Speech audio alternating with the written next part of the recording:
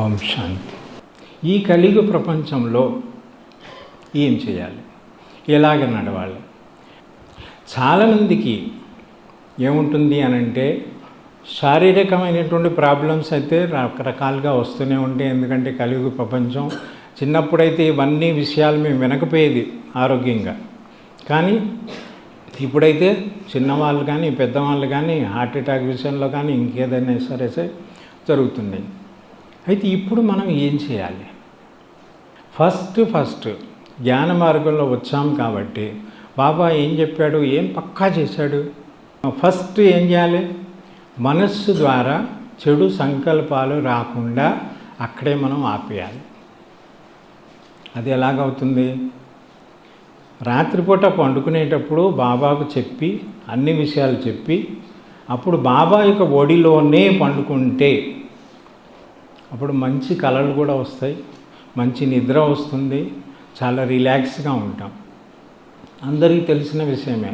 చిన్నపిల్లలు ఎవరైనా ఉన్నట్లయితే వాళ్ళకి వాళ్ళ యొక్క ఒడిలో పండుకున్నట్లయితే కిందనైతే మంచి బెడ్ ఉంది కదా, అక్కడ పండుకోవచ్చు కదా. కానీ తల్లి ఒడిలో పండుకుంటే అదొక ఆనందం వాళ్ళకి.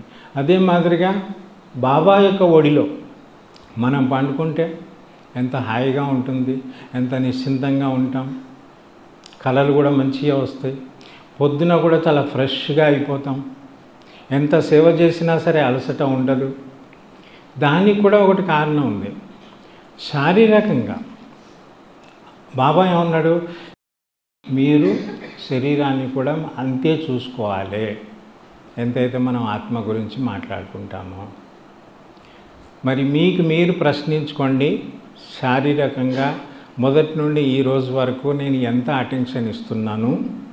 బాబా అన్నాడు, ఏ కార్యం చేసినా సరే మీరు బాబా యొక్క జ్ఞాపకంలో చేయండి. చేస్తే మీకు శక్తి దొరుకుతుంది, అలసట అనేటువంటిది ఉండదు.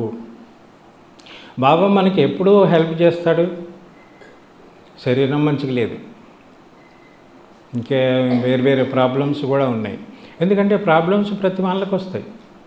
ఇప్పుడు చూడండి, కొంతమంది ఏమంటారంటే మీరు హాయిగా మధుబన్లో ఉన్నారు కదా అని అంటారు.